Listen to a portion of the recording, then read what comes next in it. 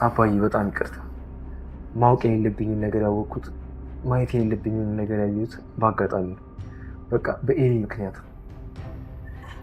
ሌላስ ምን አወቅ?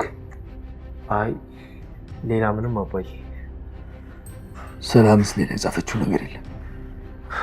የለም አባዬ። ናታን ይሄ ሁሉ ሆነ፣ እንደዚህ ሆነ። እንደኔ የተዋረደ ያለ በሽበት ተሸፍኖ በልብስ ተጆብኖ ሰው መስሎ እንደኔ የተዋረደ ሰው የለም አባዬ። በቃ ችግር የለውም፣ ያጋጥማል፣ ችግር የለውም። የቢዳጣ እህቷ እንደሆነች አላወቀችም?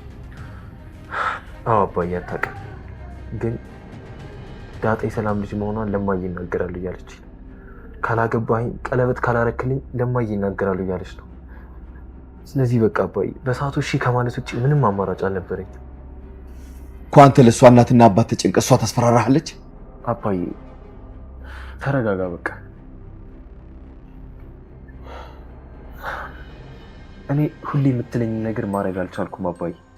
ይህን ጉድ ለማዬ ልትናገር ከጫፍ ደርሳለች። ስለዚህ በቃ አባዬ የሆነ ነገር ከማድረጓ በፊት ማስቆም አለብህ። በቃ ይህን ነገር እማዬ ሰማች ማለት ሰው የምትሆን አይመስለኝም አባዬ። አንድ ቀን በቁሜ እንደምትገለኝ አውቅ ነበር። ቀድመህ ቤት ከደረስክ ከክፍሏ ሳትወጣ ይዘህ ጠብቀኝ። ግን አባዬ እንድትጎዳት አልፈልግም። ሰማኛለህ ናታን? ውጭም ብትሆን አባብለህ ክፍሏ እንድትገባ አድርግና ውስጥ ይዘህ ጠብቀኝ አልኩ። ይኸውልህ እሷም የኔ ልጅ እኔም የእሷ አባት መሆኔ ያበቃለት።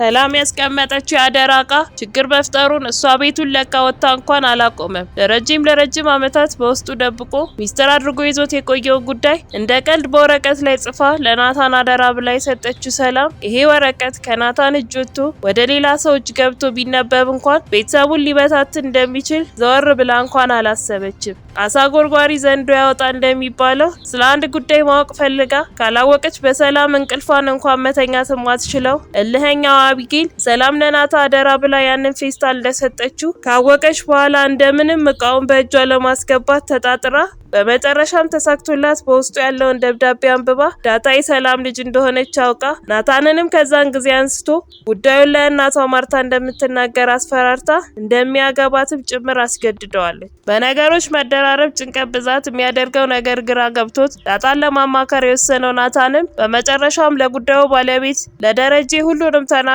ነገሩን መፍታት እንደሚችሉ ተስማምተዋል። ናታንም ደረጀን ቀጥሎ ስለተፈጠረው አቢጌል እያደረገች ስላለው ነገር አንድ በአንድ ምንም ሳይደብቅ ግልጹን አውርቶታል። ደረጀም ይህንን ሲሰማ ደንግጦ የሚገባበት ጠፍቶት ቢጨናነቅም አንድ መፍትሄ ግን የሚያጣ አይመስልም። በቀጣይ ምን የሚፈጠር ይመስላችኋል?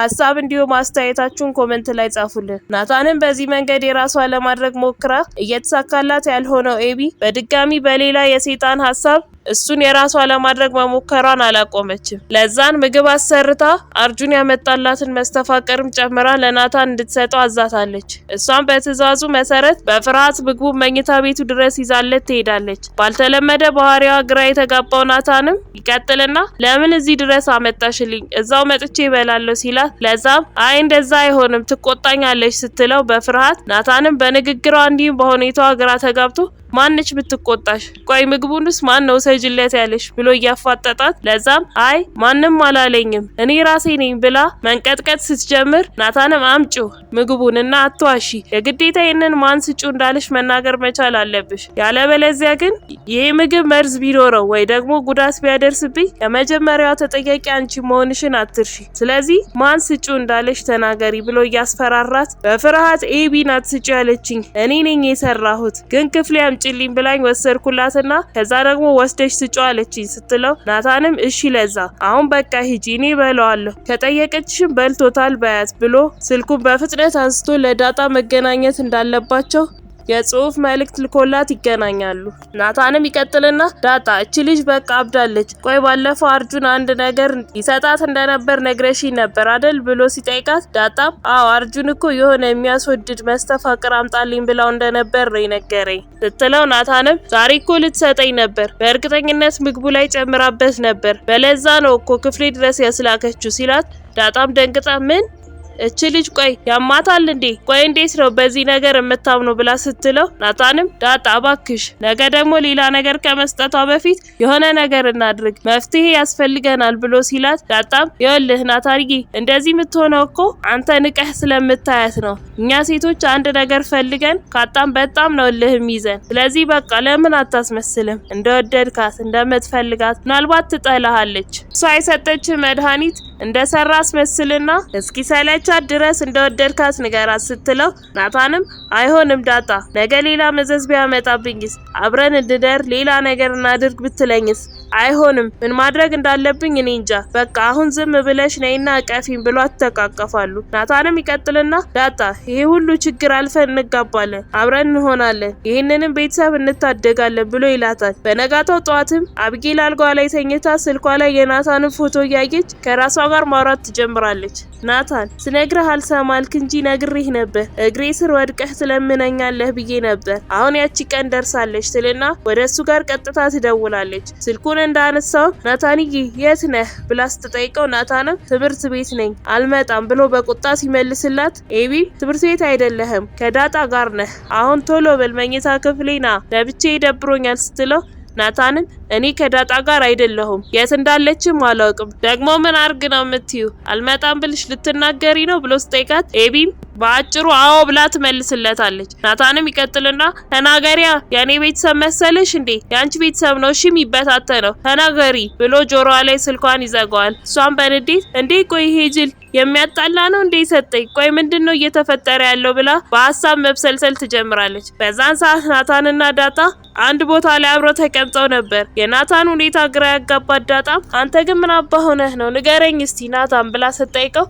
እሱም በጣም ጨንቆኛል ዳጣ ከአቅሜ በላይ ሆኖ ግራ ገብቶኛል። እማዬና ይሄ ቤተሰብ በጣም አደጋ ላይ ናቸው። በዚህ ሁኔታ መቀጠል በጣም ከባድ ነው። አባዬ ምን እንደሆነ ባላቅም ግን በጣም አደጋ ውስጥ ነው ሲላት ዳጣም በፍርሃት ምንድነው የተፈጠረው? በግልጽ ንገረኝ እንጂ አባቴ ምንድነው የሆነ ብላው ስትለው እሱም ዳጣ በቃ አሁን ተረጋጊ። የዚህ ቤት ነገር ከጊዜ ወደ ጊዜ ተወጥሮ በቃ ሊፈነዳ ደርሷል። ኤቢ ሰላም የሰጠችኝን ሚስጥር አይተዋለች። ክፍሌ ውስጥ ካሜራ ገጥማ አግኝታው ወረቀት ነበር አንብበዋለች እና ሰላም የጻፈ ነገር ደግሞ በጣም አደጋ አለው። እማዬ ይህንን ነገር ካወቀች ቤቱ ይፈርሳል ሲላት እሷም ስለ ጉዳዩ ለማወቅ የበለጠ ጓጉታ እሺ ምንድነው ሚስጥሩ? ወረቀቱ ምንድነው የሚለው ንገረኛ ብላ ስትጠይቀው ናታንም አልነግርሽም ዳጣ ግን ኤቢ ይሄንን ነገር ከኔ ስላገኘችው ለምርቃቴ ቀን ቀለበት ታደርግልኛለህ ምናምን እያለች ነው። ያንን ማላደርግ ከሆነ ለማዬ እንደምትናገር አስፈራርታኛለች። በሰዓቱ እሺ ከማለት ውጪ የማስቆምበት ምንም አማራጭ አልነበረኝም። እሷም ዝም ያለችው ለዛ ነው። እኔ በጣም ከብዶኛል፣ የማትለኝ ነገር የለም ሲላት ዳጣም እሺ ወይ ለምን ሰላምዬ ጋር ሄደህ አትጠይቃትም? አንተ እኮ ምንም አላጠፋህም፣ አልሰጣሃት አላየኸው? ራሷ ካሜራ ለጥፋ ካየችው የሰላም የራሷ ጥፋት ነው። ኤቢን እያወቀቻት ለአንተ መስጠት አልነበረባትም። አንተ ከዚህ በላይ አትጨነቅ ወይ ደግሞ ለአባዬ ንገረው ስትለው ናታንም አይሆንም ኤቢን አንጠልጥሎ ነው የሚገላት ብሎ ሲላት ዳጣም አይገላትም የወለዳት ልጅ ናት እኮ ይኸውልህ ካላገባኸኝ ሚስጥር እናገራለሁ እያለችኝ ነው በለውና ማወቅ ካለበትም አባዬ ወቅ ስትለው ናታንም ፈገግ ብሎ አዎ ዳጣ ልክ ነሽ፣ ስለ ጉዳዩም ስለ ሚስጥሩም እሱ በደንብ ያውቃል፣ ለሱ ነው መናገር ያለብኝ፣ በጣም ትክክለኛ ምክር ነው ብሎ ያሞግሳታል። ከዚህ በኋላም ነው ናታን ደረጀን ቀጥሮ ስለተፈጠረው የሆነ ስላለው ነገር ይነገረው። በቀጣይ ምን የሚፈጠር ይመስላችኋል? ሀሳብ እንዲሁም አስተያየታችሁን ኮሜንት ላይ ጻፉልን። የምንለቃቸው ቪዲዮዎች ለብዙ ሰዎች እንዲደርሱም ላይክ እንዲሁም ሼር ማድረግ አትርሱ። ቀጣዩ ክፍል በፍጥነት እንዲደርሳችሁ ሰብስክራይብ በማድረግ የደወል ምልክቷን መጫን አትርሱ። በቀጣይ በሌላ ቪዲዮ እስክንገናኝ እስከዛው በሰላም ቆዩ።